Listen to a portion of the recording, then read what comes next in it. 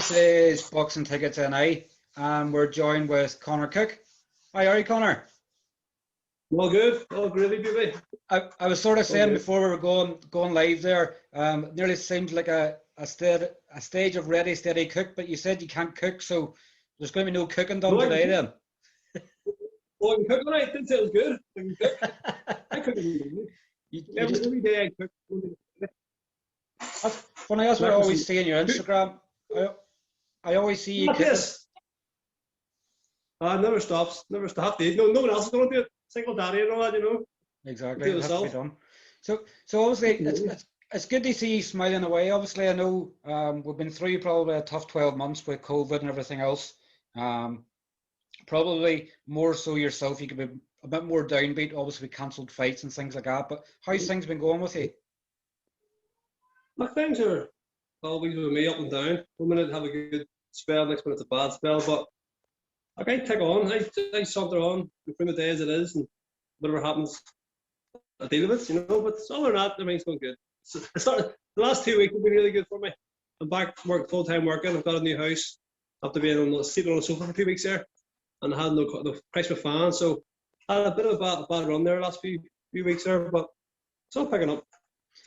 Staying positive through it all sometimes as well. Like I know you're not only in your own career. You haven't just been a boxer, but you've obviously fought K1, kickboxing, and MMA as well. So you have different magnitudes of the fight game. So you're well prepared and you know exactly what happens on it. 100%, yeah. No, that's what people think. I only had a few fights. I haven't. I've had a lifetime of experience. I've had a few professional boxing fights. That's a huge difference. I always think that's a massive advantage for me when I go into this fight, but I've already been there and done that before most of my opponents have. Maybe not in the same context as boxing, but definitely similar experiences, So plenty of experience, nothing, definitely fighting. And it's sort of becoming some sort of, cutting weight, obviously getting prepared for fights and everything else. So you've all that experience there from other formats of the game as well. So when did you sort of start getting involved in combat sports? What sort of age were you? I think I was about 11. Under a boxing club, I was down there, coming and going as I pleased. Had a couple of small fights. I was terrible. I was awful at the start, but stuck at it. And I'm near sure one of the coaches told my dad to take me out of boxing, and they were going to do much good. Wasn't being ignorant. He was just telling my dad the truth, and stuck at it. Billy Gillen, one of my very first proper boxing coach, other than Sidney McComb, he took me to the side. Billy Gillen, took me to the side and trained me. And within a couple of years, we'll have an Irish title. Ulster title, Irish title, and a Four Nation title. So sticking at it, head off. And after I won a serious title, a major title, I kind of took it a bit more serious. And even though the boxing died off, I went into kickboxing and MMA, and back to boxing. But I'm about 11 years old to start it. I'm 33 now, so I had a long enough journey, It's pretty much 2/3 of your life. I've also been involved now in combat sports in some way. Yeah, that's what I'm always fighting And obviously sometimes people might look at your age at 33 and think, you haven't obviously come through a great deal of boxing, so you're pretty much fresh in terms of boxing and stuff as well. So, you probably your best years are still ahead of you in terms of boxing. 2 seconds, mate. Open it, please. Go there and play with toys, please. So go again. So saying obviously because you haven't obviously been boxing quite a lot of that time, you're still relatively fresh, so you've still a good few years ahead of you in the boxing game. 100%. I think people kind of turn their nose up at me because of my age. And they maybe think, 33, it's a bit old in boxing. I'm fucking guaranteed now, I have 10 years of me. Easy 10 years. I haven't just started training last week. I've been training my whole life. I'm fresh. I get fit pretty quick. I've never been out of shape, ever. I've never been fat. I've never been feeling sluggish or nothing. I've always been half decent shape my whole life. So to me that's an advantage as well, because I've had a long training background. Me, I can one day longer later years of my life. I think I'd box right up to 50. I know. Might not be at a good level, but I'll box right up until I can't box anymore. At the end of the day, it's a good way of keeping fit and stuff as well, isn't it? Wait, age means fuck all. I don't care what anybody says.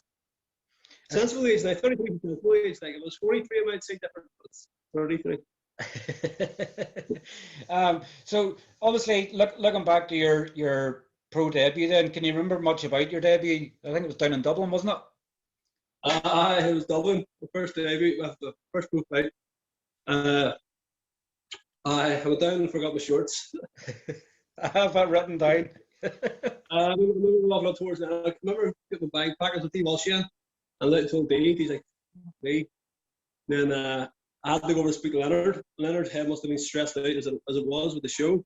And I tapped him on the shoulder and says, Leonard, I forgot my shorts. He just went, don't. And he walked away. And I was like, right, okay. So then Dave went over and got me he fucking paid somebody a few pounds then somebody's shorts. I didn't know this until after. But he went and got me my shorts for me. Like, so I wore them shorts. So I was one to remember, not forgetting my shorts. But other than that, the fight went to plan. Didn't know nothing about this guy.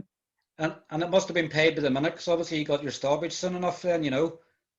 For the first, second round knockout, I uppercut. But to be honest, I felt good. I knew I was going to get stoppage. There's nothing on my opponent online at all, so I still have to go watch him or study him. Mm-hmm. He could have been a friggin' dark horse for all I knew. I didn't know nothing about him. But like again, talking about my experience in fighting, in my eyes, I fought tougher than everybody in my eyes, like, and all that word. So there's not really a man that bothers me. Not knowing sometimes is the best thing. I didn't know anything about my opponent, so I walked in with the attitude, I'm going to stop him no matter what he brings. And I did. Knocked him out in the second round. And since then, in other fights, I was able to watch some of them. And because I've seen a bit of them, I kind of took the foot off the pedal a wee bit. Boxed a bit different. And the first guy I didn't know nothing about. So down that bad attitude, kind of, just in case it was a fight I thought. But it was a good experience. I really enjoyed that. It was down in Dublin. And I know a lot of people don't know about it, but when you think of sometimes a professional debut, you never think it's actually going to cost you to fight. I think what you remember you telling me, I think it cost you about 450 quid to make your debut. So when people have these opinions of thinking that you make plenty of money in boxing, sometimes you have to put your money put your hand in your own pocket to fork out to fight. Yeah, I think I was on the breeding too. I think I was in and out of work. Dublin is not a place people know me too well down in Dublin. I had to sell 70 tickets or whatever it was. Don't get me wrong, now Leonard was pretty fair with me. He was easy as he could be. But I still had to make up the difference. So I think I had to borrow the money with my dad or something. I can't remember where it was, but I had to borrow the money because I didn't reach my target with ticket sales, which didn't cover my opponent's cost. I understand how it works, but not everybody does. Like people think, hey, fucking make thousands and thousands, hundreds of thousands per fight. My first boxing fight cost me money. You know, people don't understand. Not even just me, it happens all around the world. And other fighters, of course. It's a common thing. People think boxing is a risk. Don't get me wrong. There's a good few fights behind your belt, you will start making money. But to start shoving shit. You know what I mean? Yeah, work exactly. the way up. You sort of have to obviously earn your sort of way sometimes in boxing to make your money out of it. You know. I do. I do agree. I agree with work. It makes you hungry. You have to work harder. You have to go through all the shit, all the badness against you, and it pays off in the end. I guess sometimes when it goes out, you know, and sort of, you know, with this interview and stuff like that, and goes out in the public domain, sometimes when obviously we do get to the stage of obviously shows coming up again and tickets coming out, people may obviously understand a bit more involved in obviously to get into a fight. You know, you're not just putting up the sake of, I'm putting tickets up here for the sake of it. It's because you want the support, you need the support, you know, so you can get on these shows. I think you actually had a show, didn't you actually have to pull out one of the shows as well? Because obviously up here for the lack of tickets and stuff as well. So I think it was one of the Celtic Clash shows.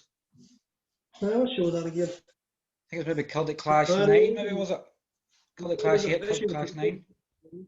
I can't remember what it was, but I think it was like... I think it was Celtic Clash 8. I think it was Joe Fitzpatrick's return. Belfast, wasn't it? Yeah, because then you fought the Celtic Clash 9. The last one you fought Star Tomaszewski. Would have been before that, yeah. I don't know what happened there. Just the tickets were shifted for me, and it was like a couple of weeks left with us.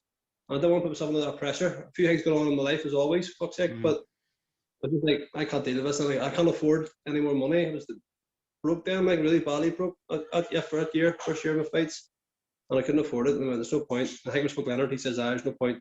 I can't hit the target. There's no point." And I agreed. But my head wasn't in any other. I mean, I was worried about go home every night thinking about the money. I need 50, 80 here. and you're coming home and you're trying to look after your son and you're trying to do this and do that, and it was just consuming you after a while. Like, it's not nice. And Starting then, to get better. and then try to get into the right mindset then to fight as well and keep yourself focused when you're worrying so much about money. And trying to feed yourself and feed your son and put a roof over your head and whatever else, other things going on, you know. But that was the last thing you should be worrying about, is freaking giving money to freaking promotion to fight. But that's just the way it goes. You know, at that stage, when I had to play that fight, it made sense to play it. I'm probably glad it did.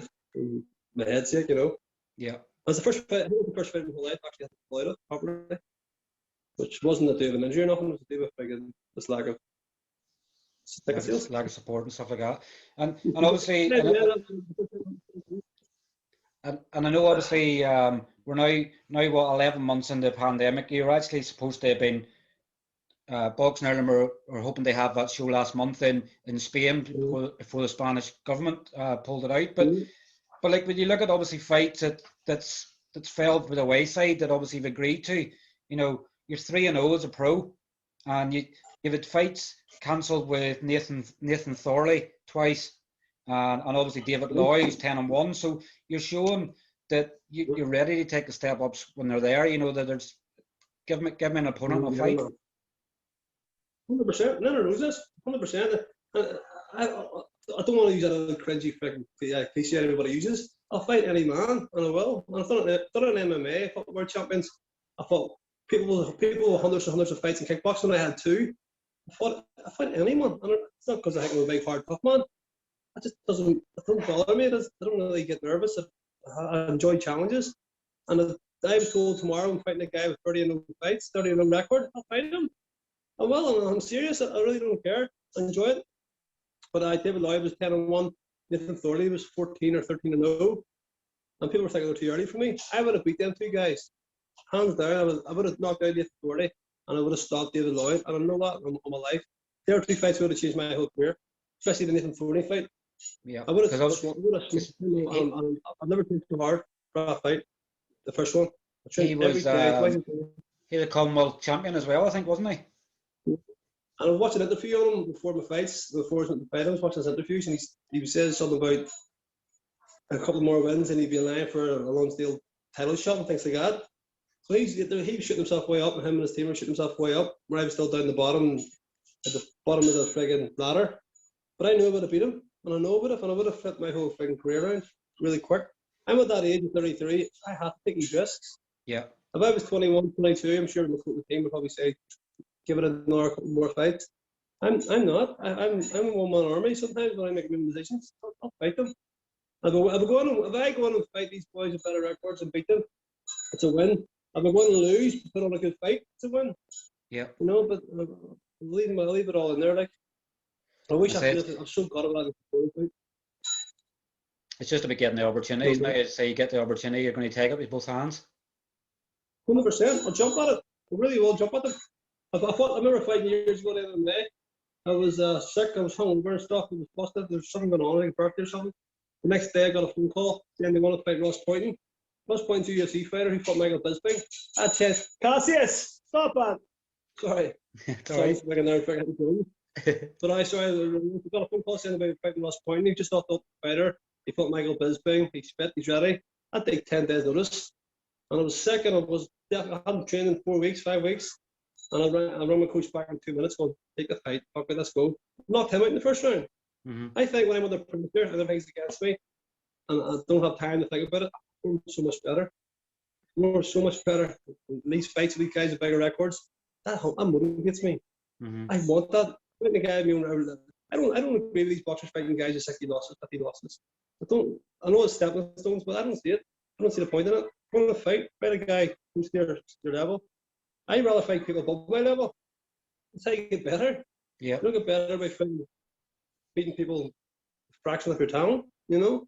I do understand the process of what happens, but some people take the piss. Mm-hmm. I've had 2 or 3 tough fights. I mean, there's 3 guys I fought. They're not exactly journeymen. They're decent enough, and they were tough enough, and they were strong guys, and I didn't beat them. So you get an opportunity to jump at it, no matter what it is or who it is, you know? Yep, exactly. That's the best way to be.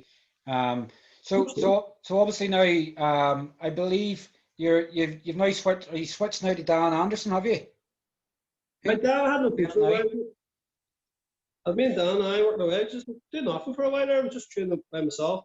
Don't know what happened. I honestly don't. It's confusing me still. But anyway, I ended up on my own, and Dan reached out and called up the Antrim one day to see me about buying a punch bag and kind of invited me down this gym. I swear to God, he's been fantastic. He's a coach. He does a real coach job. He's in touch with you on the phone. He's checking up on you. And within a couple of days, training with him, he's getting things arranged. Like, he doesn't mess about. That's in that sense, absolutely. Especially someone like me. I'm a Friday back guy, and everyone knows it. I am. Sometimes I take things for granted too, and chill out too much. But Dan's on the ball. Like if I say I'll do something, I'll probably say I'll do something tomorrow, do it next week. Dan will do it that day. Dan says he's going to do it now. He'll do it now. He'll go make a phone call. He'll go arrange something for me. And I do need that kind of personality around me sometimes. So I always put things off, because I am a busy man too. I do put things off, and I'll never get around to doing it. But Dan does it. It's good. So we're starting to work. We're working. We only back our working there the last few weeks, and it's going good. It's going good. Enjoying it. And I believe you're doing a bit of training as well with former British champion Mark Winters. Mark, I love him. Training with Mark. I do a bit of pads here and there, like Mark's went and done what I want.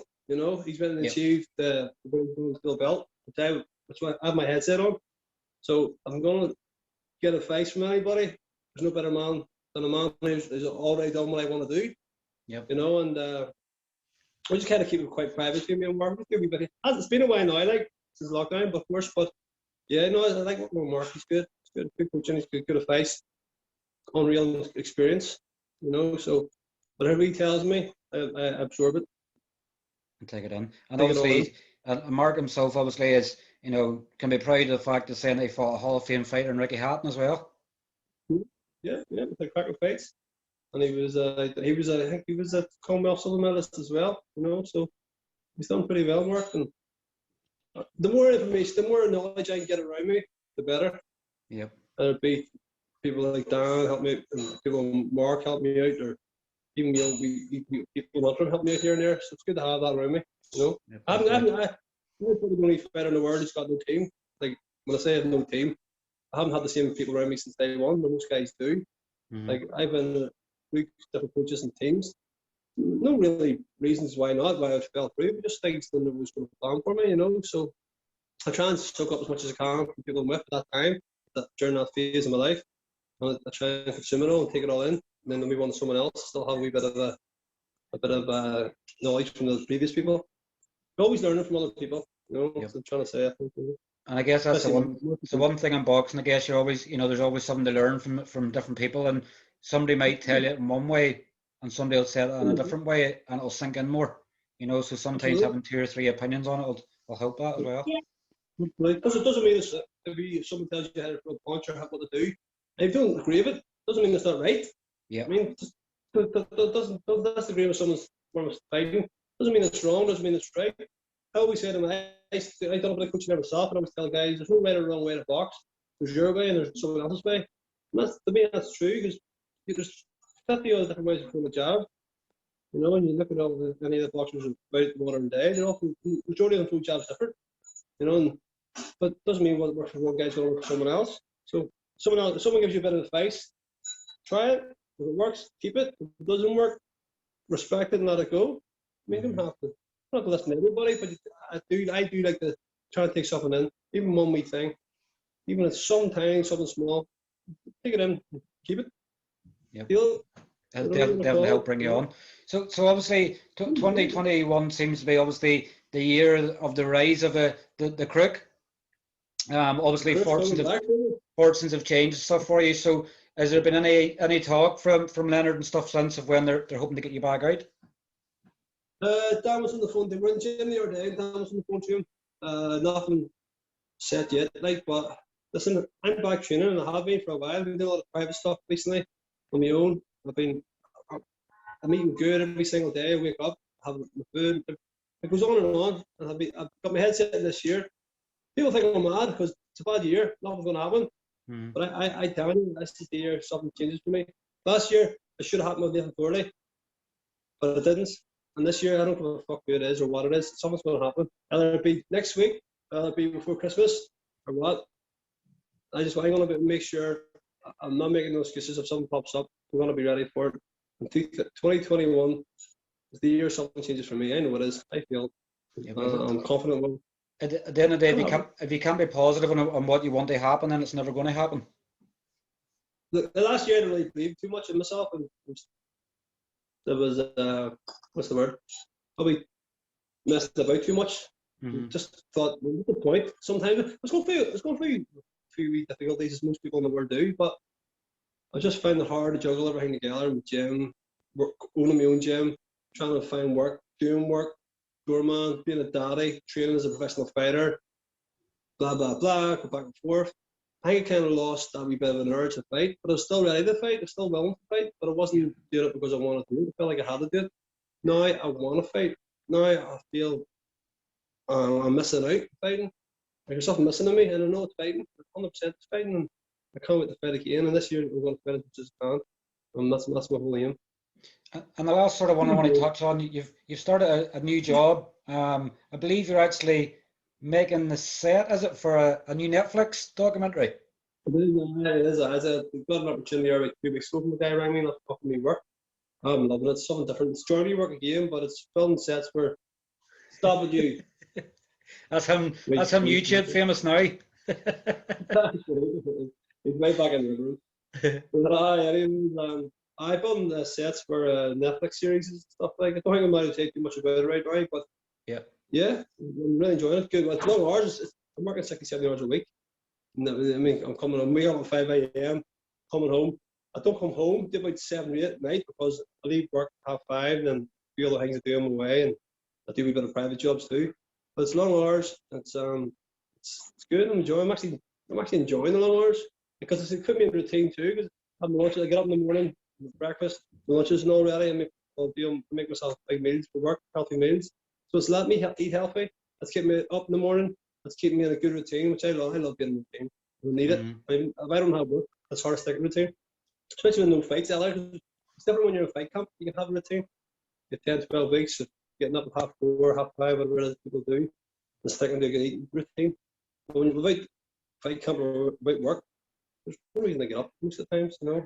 Yeah. There's no reason to eat good. You cheat a lot over work and things, I guess. I'm always on the ball, which I like. I like being that way. I function better.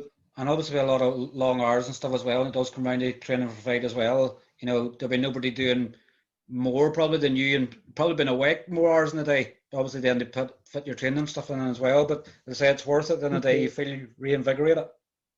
I've always done it. It's not new to me. Work, train in the morning, go do a hard shift in the building site and come home and train again. That's not new to me at all. I've done all this. I literally have. I've ended up in hospital before because I broke down that much. My body just collapsed. I think it's been 3 days in hospital. You know, kidney failure and heart problems. Just because I was overdoing it. And I've had a few of that in the past. I'm not switching off. I'm used to it. I'm immune to it. If I get told of a big fight coming up, I'll still do my 60-70 hours work.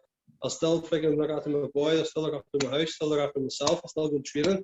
I'll do it. I know I will. 100%. It doesn't bother me. A lot of people can't do that. It's fair enough. I can. Don't like it. Don't want to do it. But if I have to, well. Has to be done.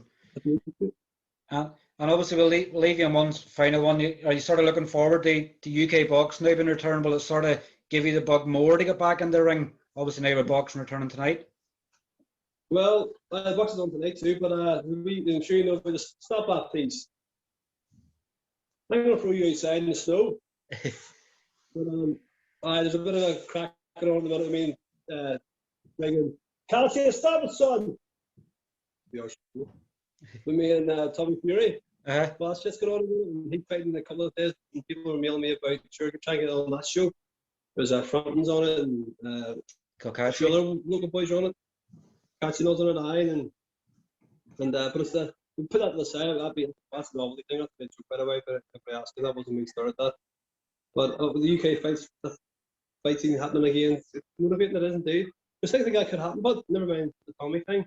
But I could get a short notice fight in one of them shows. You just don't know. Yeah. I mean, somebody bring in or look at a cruiserweight, somebody can pull out the last minute, there's somebody ready, I'll be over here. I'll be ready. I'll be. Someone needs somebody to jump in. I'll jump in. I'm willing to be the away fighter in these shows. I'll go over to the mainland there and be an underdog fighter. I don't mind. I'll go and do it. But it's good to see the boxing finally making a wee bit of a comeback. Hopefully it sticks at it, and hopefully it gets more fights pop up here and there. Especially back home, Belfast too. It'd be good. You know. It's like a ghost town without boxing, obviously, as I call it, the fight capital of the world. So with no fight shows, it's hard to get, particularly for you as fighters, because obviously you want to have dates and stuff to look forward to. But you know, these foreign shows aren't really sort of motivating because you need a lot of sponsorship or having to put your own money in your pocket to get them. The problem too with me at the minute, I've had 3 fights over the last year cancelled on me, so it's hard for me to look at a date in the calendar, go right fighting that date. Because I've had 3 dates in a row took away from me at the last minute. Yep. And over the years, it's happened a lot. So people, even the last fight in Spain there with David Loy, and back in my head, I knew it wasn't going to happen. Yeah. Not that it wasn't wrong. I didn't have super confidence in it happening. 2 seconds, mate. Cassius, can you be quiet for 3 seconds, please? Close the door for me, buddy. Come on, close the door. He's doing some badness. Close the door. Go in the living room, sit your phone. But let's go back. I'll try it again. But with the dates thing, it's hard for me to get motivated looking at the calendar with the date in mind, because in the back of my head, I'm always going to think there's a high chances it'll get pulled. This will cancel. But it's happened so many times. But it doesn't affect my training. I'll still show up at the gym, still train, I'll still eat good. But I don't always have confidence that the fight's going to happen until I'm in that ring. Until I put the gloves on, then it's happening. Yeah. But other people who get a fight cancelled on them, I can ruin them, I can destroy them. People can hack it. People take it really personal. But for me, I'll be just happy to be standing inside the ring again, knowing that the fight's definitely going to go on. We're definitely going to dance here. Until that happens again, I'm just going to keep taking over. You know? Yeah, exactly. That's all you can do. You know? Every day. But I say, see how it goes. But look, we'll obviously let you go and enjoy the rest of your Saturday evening. Obviously, thanks very much for catching up with us, and fingers crossed you're going to get some fight news soon.